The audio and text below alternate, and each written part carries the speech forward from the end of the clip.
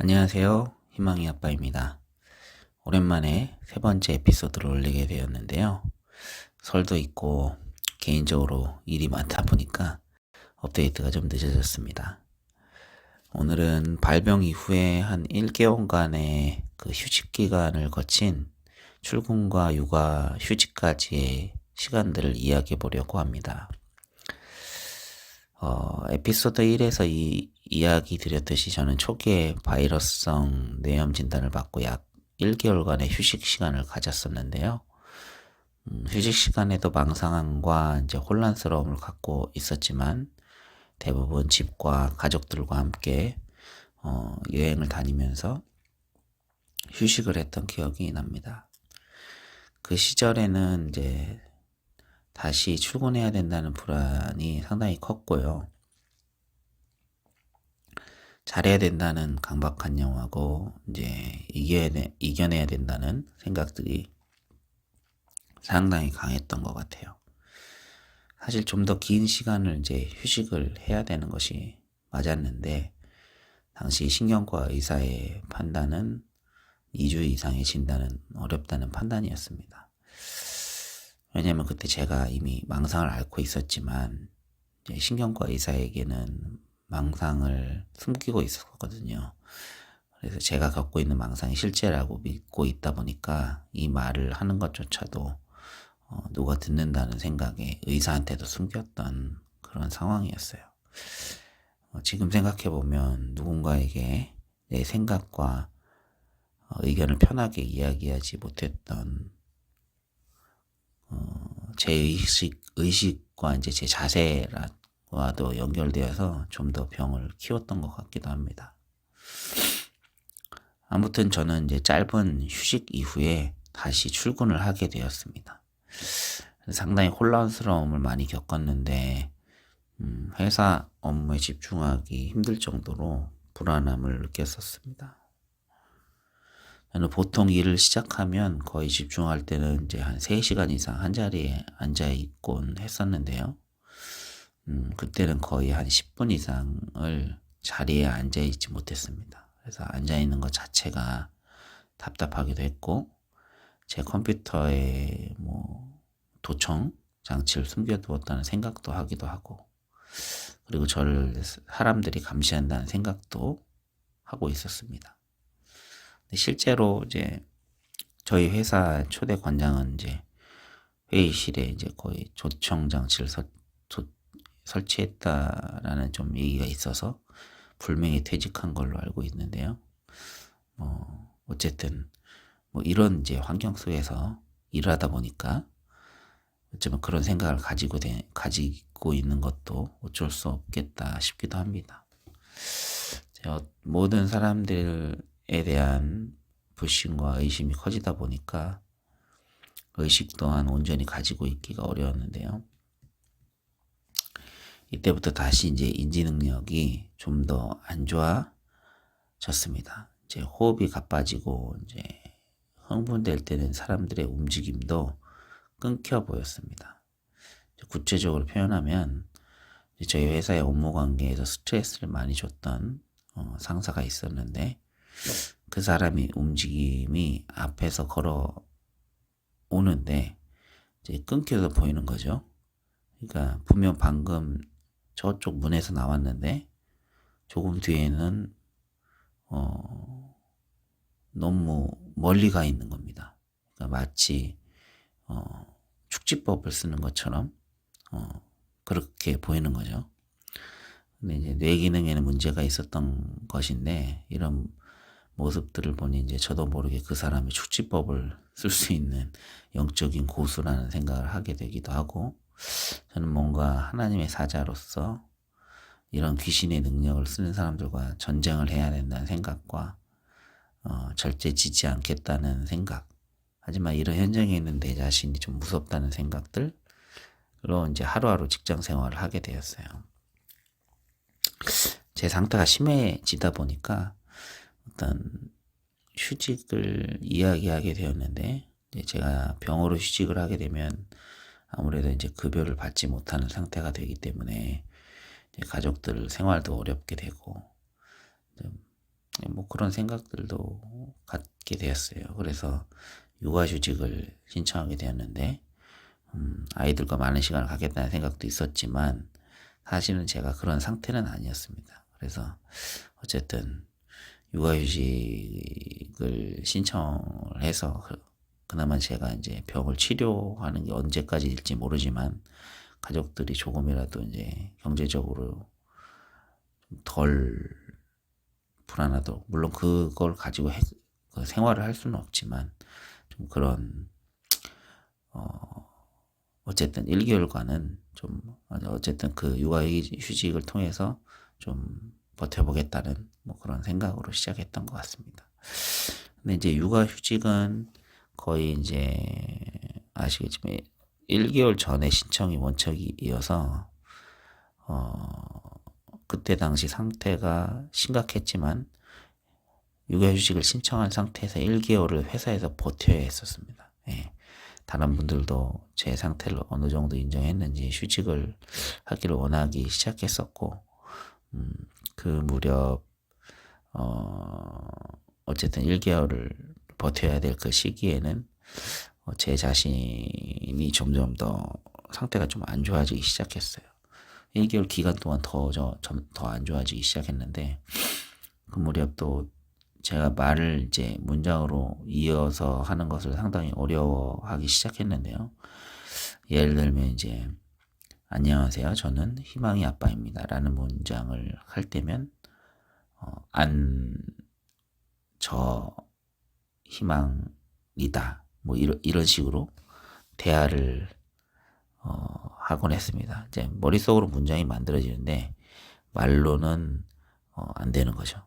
이제 상당히 힘들어 했었습니다. 이제 그리고 이제 환청도 들리기 시작했는데 뭔가 이제 쾅 하는 소리가 들릴 때가 있었습니다. 이때 이제 망상들이 들다 보니까 멍한 상태에 있었는데 어떤 생각을 하다가 쾅 하는 환청이 들리면 이 생각이 맞구나 라는 확신을 갖기 또 했었는데요. 이제 뭔가 말도 안 되는 이제 규칙을 만들어 놓고 그 규칙에 맞춰 가면서 살다 보니까 뭔가 이제 통과가 된다는 그런 생각을 하곤 했었던 것 같습니다. 어쨌든 일테면 이제 제가 길을 가다 보면 반대쪽에 이제 걷는 사람이 오른쪽으로 갈 것이라고 미리 생각을 하고 이제 손으로 손짓을 하면 실제로 그 사람이 오른쪽으로 가는 겁니다. 근데 이상하게 이게 좀 너무나도 잘 들어맞는 거예요. 있을 수도 있는 일이 거의 제가 신적 존재가 된 것 마냥 속으로 명령을 하고 사람들을 통제하는 능력이 있다는 생각을 하게 된 것 같습니다. 이런 생활을 거의 이제 하다 보니까 거의 10분마다 밖에 나가고 걸어 다니며 그런 생각과 행동을 하고 하니 이제 업무는 될 수가 없죠.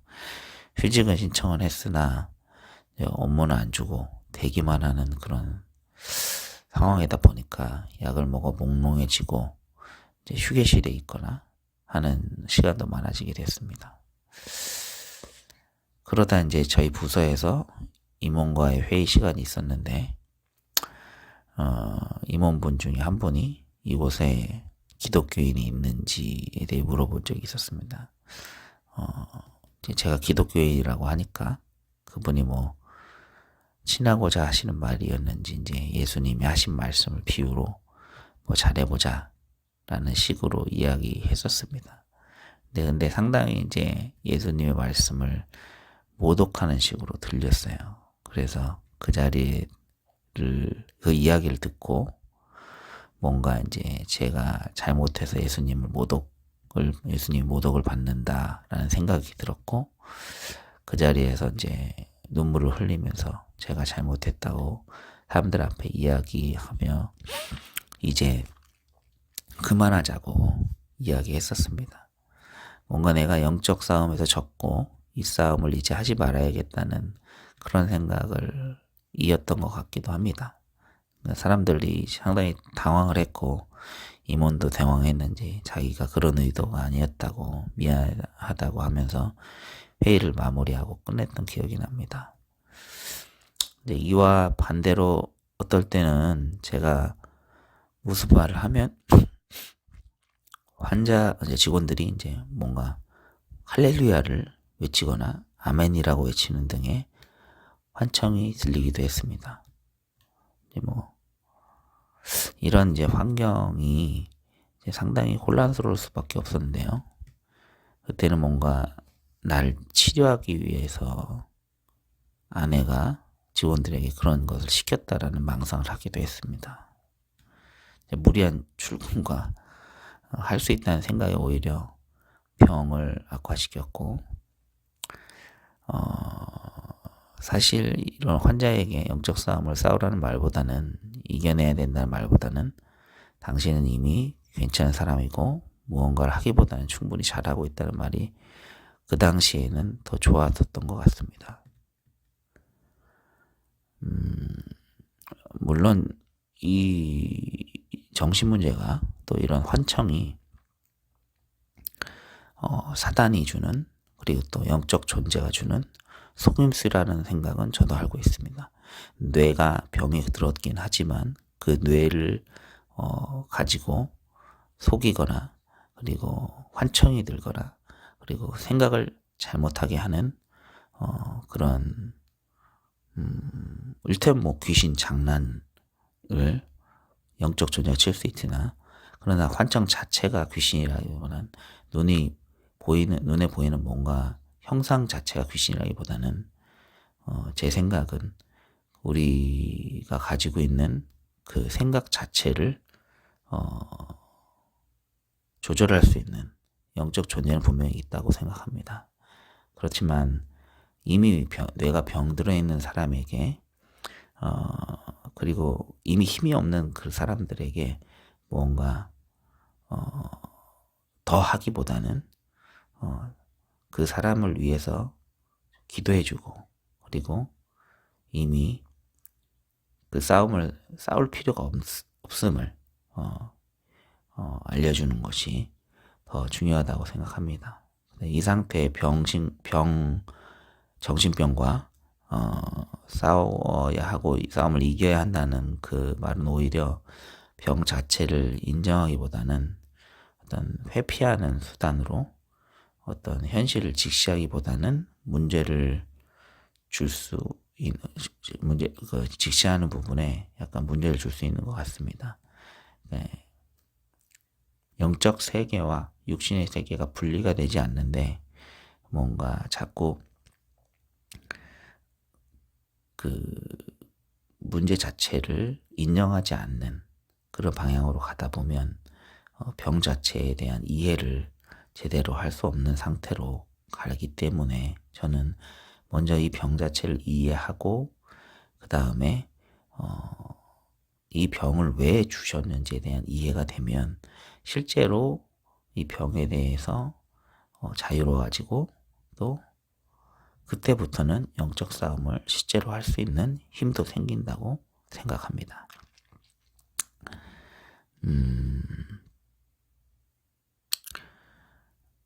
그래서 이제 좀 말이 좀 길어졌는데요. 이제 지금 그 상태에 있는 분들에게 하고 싶은 말은, 이미 이제 인지 상태가 상실되어 있는 상태의 환우에게 병에 대한 이해와 설명을 충분히 한다고 해도 받아들이기는 힘든 시기입니다. 그래서 이때는 사실 환우의 가족분들의 도움이 절실히 필요한 상황인데요.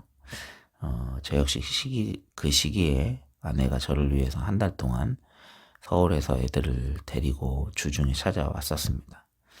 어쨌든 한 달을 버텨야 했기 때문에 아내는 수요일이나 목요일에 내려와 같이 숙소를 잡고 생활하다가 다시 주말에 올라가고 하는 생활을 거의 한 달 동안 했었던 것 같습니다.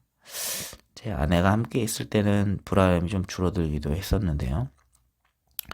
환우가 이제 자신에게 온 병을 이해하고 또 그 병을 갖게 된 이유와 이전보다 더 좋은 삶을 찾기 전까지는 그런 아내와 같은 가족과 주변 분들의 믿음과 기도, 그리고 기다림이 필요합니다.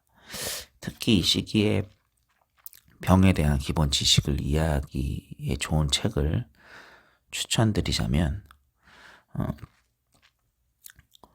학지사에서 나온 양극성 장애라는 책이 있습니다. 이상 심리학 시리즈로 의사들이 만든 책들 중에 하나인데요. 일반이 읽어도 너무 어렵지 않고 전체적인 조울증에 대한 이해를 하기에 좋은 책이라 추천을 드립니다. 책도 두껍지 않고 얇고요. 오늘은 이제 이런 그 책들도 하나 읽어보시는 게 환자분들을 이해하는, 가족분들이 환자를 이해하고 행동들을 어느 정도 이해할 수 있는 시작이 될 수 있을 거라고 생각합니다.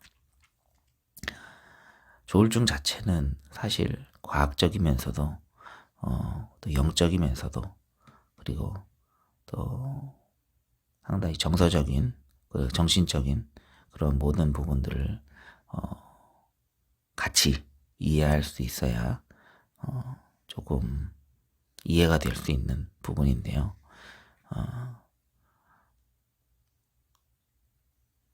저도 이제 처음 제 병을 겪어하고 이제 갈등하는 그런 모든 부분들이 있었다 보니까 이런 부분들을 고민하시는 분들에게 좀 잘 설명은 없었지만, 오늘 좀 두서없이 얘기한 것 같은데요. 네, 제 휴직을 할 수밖에 없는 상태에 대한 이야기를 나누면서 이런 상태에 있는 분들과 가족분들에게 조금이나마 도움이 되셨으면 합니다. 어떻게 보면 좀 제 개인적으로는 부끄러운 일일 수도 있고 또 숨기고 싶은 과거일 수도 있다고 생각합니다. 가끔 이제 뭐 회사에 이제 다시 복직을 해서 이제 이번에 이제 저도 이제 부사장이 바뀌어서 이제 뭐 술을 잘 먹냐 이렇게 물어보실 때 이제 술을 잘 이제는 못합니다. 옛날에는 잘 먹었으나 이렇게 얘기를 하는데요. 그러면 이제 보통 왜 옛날에는 잘 먹었는데 지금 못 먹냐 이렇게 물어보면 사실 병이 좀 있어서 조심을 하고 있습니다. 뭐 이런 식으로 얘기를 하는데요. 그럼 무슨 병이 있었냐 이렇게 물어보면 이제 정신 문제가, 이제 멘탈 관련된 문제가 있었습니다. 이렇게 얘기를 하면서 스스로도 또 자세히 너무 얘기할 수 없는, 하지만 이제 이게 또 부끄럽지도 않은 건데 왜 얘기를 못 할까, 이런 좀 딜레마에 빠지기도 합니다. 아마 이제 정신 문제를 가지고 있는 많은 사람들 또 그런 부분에 대한 이제 사회적인 환경들이나 이런 부분에 있어서도 상당히 좀 어려울 거라고 생각이 들긴 합니다. 제 주변에도 바로 옆에 또 저와 비슷한 정신 문제로 약을 먹고 있는 한 분이 또 계시는데, 그런 분들도 이제 사실 그런 부분들을 이제 얘기하는 게 상당히 쉬운 일은 아니지만, 누군가에게 제가 이 얘기를 하려고 용기를 낸 것은 현재 이 고통 속에 있는 환우분들과 가족들에게 전달되어서 혼자만의 일이 아님을 아셨으면 좋겠다는 생각과, 그 현재의 그 어려움이 끝이 아닌 새로운 시작임을, 희망의 시작점임을 볼 수 있기를 희망하는, 끝이 아닌 새로운 시작임을, 희망의 시작점임을 볼 수 있기를 바라는 마음에서 이야기를 전달하고자 합니다. 오늘도 좀 두서없지만 긴 시간 시청해 주셔서 감사하고요. 다음 에피소드에서 뵙겠습니다. 지금까지 희망의 아빠였습니다. 시청해 주셔서 감사합니다.